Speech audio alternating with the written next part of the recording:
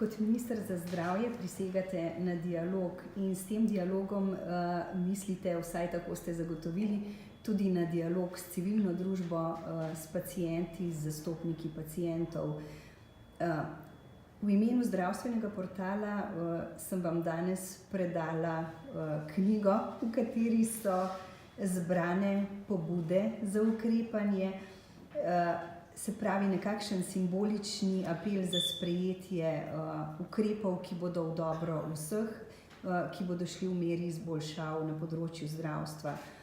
In ljudje, ki so sodelovali v tem dialogu, so med stvarmi, ki so jih izpostavljali, zelo, zelo pogosto omenjali problematične čakalne dobe, pri katerih marsikdo izgubi že sicer opešano zdravje. Kaj se nam obeta na tem področju? Vam bo do prihodnjega septembra res uspelo prepoloviti čakalne dobe? Če bomo vsi poprijeli tam, kjer je treba, se pravi pri samem načinu dela v ambulantah, povečali število prvih pregledov na ambulantni dan v specialističnih ambulantah, če bomo izkoristili dodaten denar, ki je, denarja za skrajšanje čakalnih dob na ambulantne preglede je dovolj.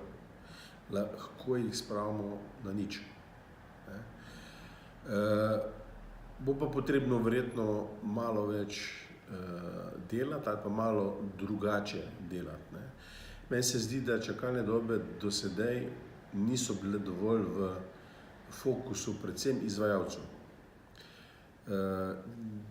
Da bi avtomatsko vedeli, kje so najdaljše čakalne dobe in kaj je potrebno za to narediti.